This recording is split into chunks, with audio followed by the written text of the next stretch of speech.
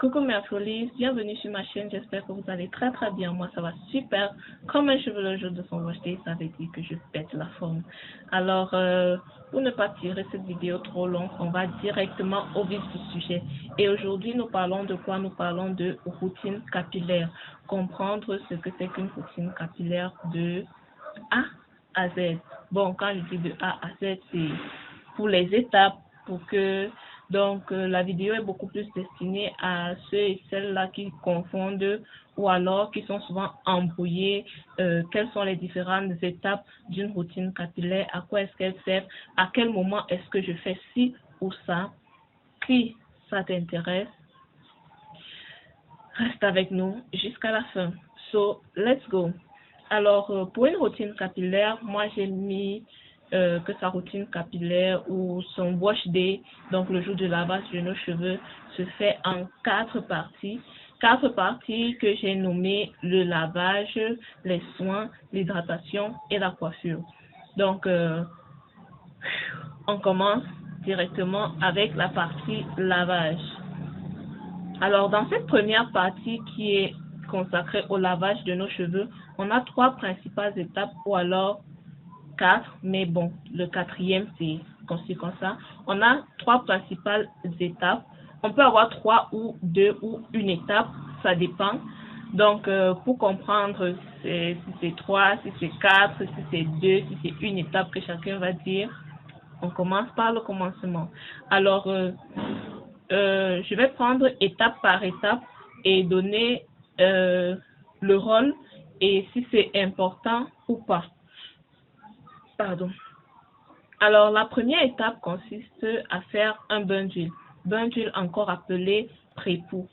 Donc, si vous entendez parler de pré-pou, sachez juste que c'est un bain d'huile.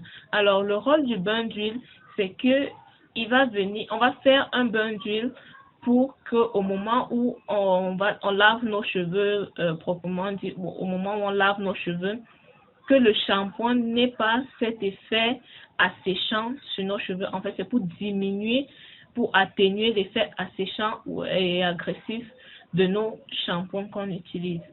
Maintenant, est-ce que cette étape est obligatoire ou pas? Non, elle n'est pas obligatoire. Pourquoi? Parce que, étant donné que cette étape est réservée est faite pour atténuer l'effet agressif asséchant du shampoing qu'on aura par la suite. Si vous utilisez donc un shampoing qui n'est pas asséchant ou agressif pour vos cheveux, pour moi, pas besoin de faire un bain d'huile. Maintenant, là encore, c'est à chacun de voir. Moi, par exemple, avec mon cuir qui est mon shampoing naturel que j'utilise, je ne fais pas de bain d'huile, donc je ne fais quasi jamais de bain d'huile. Je ne fais pas de bain d'huile parce que ce shampoing-là, il n'assèche pas mes cheveux. Après notre pré-pou, bon, le pré-pou, quand on fait souvent un bain d'huile, ça dépend. Il y en a qui laissent poser, il y en a qui ne laissent pas poser. Donc, ça dépend de chacun. Ça, c'est pour le pré-pou. Après le pré-pou, on a donc l'étape de shampoing, proprement dit.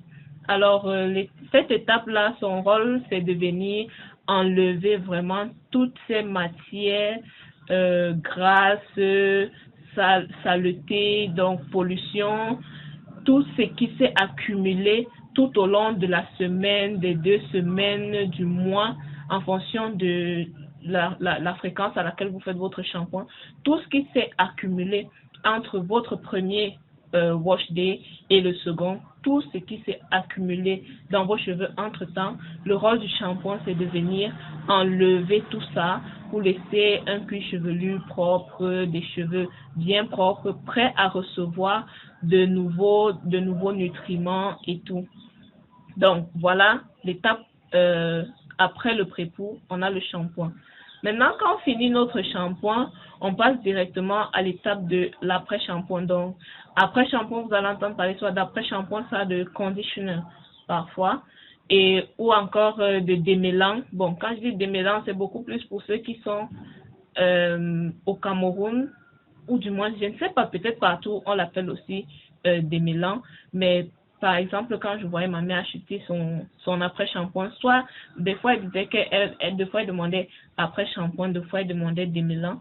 Mais c'est pas ça qui me fait dire que l'étape d'après shampoing, c'est l'étape où on vient démêler nos cheveux. C'est parce que des recherches que j'ai faites quand j'ai un peu googlé, j'ai vu que effectivement, parce que moi-même j'étais souvent embrouillée, que je fais le shampoing, je fais l'après-shampoing, à quoi est-ce que ça me sert l'après-shampoing? Je me posais souvent cette question, est-il nécessaire pour moi de faire un après-shampoing? Et jamais je ne m'étais demandé, je ne m'étais posé la question de savoir, en fait, c'est quoi l'après-shampoing? À quoi est-ce qu'il sert? Est-ce qu'il me sera utile dans ma routine?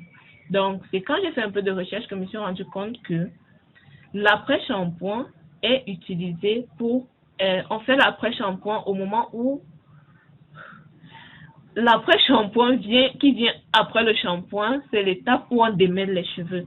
Donc, le rôle de ce produit qu'on utilise pendant notre après-shampoing, son rôle principal, c'est de démêler, c'est d'avoir cet effet démêlant là des cheveux. Donc, c'est son rôle principal. Maintenant, est-ce obligatoire ou non? Non, encore, ce n'est pas obligatoire. Moi, je ne fais pas d'après-shampoing, par exemple. Et je ne fais pas d'après-shampoing, pourquoi? Parce que le shampoing que j'utilise, qui est le Nkui, donc j'utilise ça comme shampoing, il est à la fois shampoing et après-shampoing. Donc sa texture gluante me permet de facilement démêler mes cheveux. Ça veut dire que je démêle mes cheveux au moment de faire mon shampoing. Et après ça, jusqu'à la fin, jusqu'au prochain shampoing, je ne vais pas démêler mes cheveux. Parce que c'est à ce moment-là que j'ai un produit qui est adéquat pour démêler mes cheveux. Et ceci me permet d'introduire donc cette étape jumelée de shampoing et après shampoing qui est le co-wash. C'est en tournant même la vidéo, cette vidéo-ci, que j'ai compris qu'en fait j'ai l'habitude de faire un co-wash, mais je ne le savais pas, je disais juste que je fais mon shampoing, comme quoi on ne sait pas tout. On peut penser certaines choses qui ne sont pas forcément ça. Donc, quand vous avez l'étape de shampoing et après shampoing jumelé, ça s'appelle un co-wash. Donc, maintenant, moi, vous voyez par exemple, ma partie lavage se fait en une seule étape. Donc, je n'utilise que mon cuir qui me sert à la fois de shampoing et parce qu'il n'est pas agressif pour mes cheveux, je n'ai pas besoin d'un bain d'huile, par exemple. Donc, l'étape de bain d'huile, nada. Étape d'après shampoing, nada. Je fais juste mon co-wash et je passe à la prochaine partie. Donc, la partie de lavage, ça dépend. Il y a quatre choses qu'on peut faire dans cette partie-là. Un bain d'huile, un shampoing, après shampoing ou alors un co-wash. Donc, c'est vraiment à chacune de vous de voir. Donc, maintenant, ne soyez pas frustrés ou ne demandez pas toujours à tel ou tel quelle est ta routine parce que sa routine ne va pas forcément, ma routine ne va pas forcément vous convenir à vous. Ma routine ne va pas convenir à X ou à Y. À chacun de se créer sa propre routine et de faire ce qu'il ou elle se sent à l'aise avec. Donc, voilà pour ce qui est de la première partie. Dans la deuxième partie, on parle des soins. Donc, après avoir lavé ses cheveux, démêlé ses cheveux, on va maintenant apporter des nutriments à nos cheveux. Et maintenant, dans la partie soins, il y a encore une panoplie de catégories de produits qu'on peut avoir. Mais les soins phares qu'on a dans cette catégorie de soins-là, les soins phares, je peux dire c'est deux soins. C'est soins soit hydratants, soit protéinés. Donc, en fonction des besoins de vos cheveux, vous verrez si vous allez faire un soin protéiné ou un soin hydratant. Mais notez que on fait plus de soins hydratants que de soins protéinés. Parce que les soins protéinés, et là aussi, ça va dépendre des types de cheveux. Donc, le soin protéiné, on ne le fait pas assez fréquemment parce que nos cheveux, si ils ont trop de protéines, on aura plutôt l'effet inverse de ce qu'on va avoir. Donc, des cheveux qui sont forts et tout. On aura plutôt des cheveux qui sont très raides, très secs et cassants. Juste pour rappeler aussi qu'un excès de soins hydratants rendra nos cheveux plutôt très mous, très faibles et cassants. Donc, il faut pouvoir avoir le juste milieu de faire un soin protéiné au moment où nos cheveux en ont besoin, de faire un soin hydratant, c'est ce qui est fait, je peux dire, tout le temps. Ça veut dire que si j'ai une routine où je dis, je fais mes soins chaque semaine, ces semaines-là, à chaque fois que je fais mon soin, je peux faire un soin hydratant. Mais maintenant, je vais pour les soins protéinés, en fonction du type de cheveux, là, on ne peut pas en parler dans cette vidéo, peut-être dans une autre vidéo.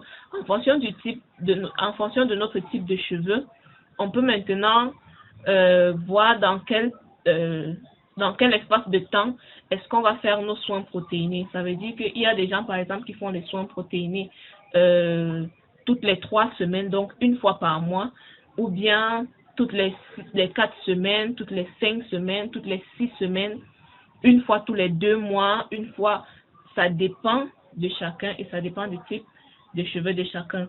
Moi, par exemple, je fais un soin protéiné une fois par mois. Bon, c'est vrai que des fois, je fais plus d'une fois, bon, parce que le soin que je vais utiliser n'est pas très riche en protéines, mais pour mon soin protéiné effectif, je le fais une fois par mois. Ça, c'est ce qui est pour la partie des soins. Et donc, dans cette partie de soins, que ce soit soins protéinés ou soins hydratants, vous allez aussi entendre parler de... Il y a aussi beaucoup de noms qui fusent souvent. À ce moment-là, on entend parler de deep conditioning, qui est soin profond, soin revitalisant. On entend parler de masque, on entend parler de... masque, deep conditioning ou soin profond. Donc, ça, c'est quelques éléments que j'ai pu noter. Voilà, et en français, on va aussi parler de traitement. Donc, quand quelqu'un dit je vais faire un traitement sur mes cheveux, généralement, c'est dans la partie soin qu'on fait son traitement. Donc, voilà pour ce qui est de la partie soin. Maintenant, on passe à la 3e étape et avant-dernière. Donc, dans la 3e étape, on parle de l'hydratation. L'hydratation, c'est ce qu'on fait pour que nos cheveux restent en santé toute la semaine, pour que nos cheveux ne s'assèchent pas trop vite, pour que nos cheveux ne s'en mêlent pas trop vite, pour que nos cheveux ne deviennent pas cassants au fil du temps. Donc, c'est là où on vient donc faire l'hydratation. Et l'hydratation, quand on va parler d'hydratation, il y a encore dans la partie hydratation des thèmes qui vont revenir, comme les leave-in conditioners, comme les crèmes capillaires, les laits capillaires, les masques capillaires. Rassurez-vous, ici je n'ai pas fait d'erreur, car il existe bel et bien des masques capillaires qui sont aussi utilisés comme crème capillaire ou leave-in conditioner.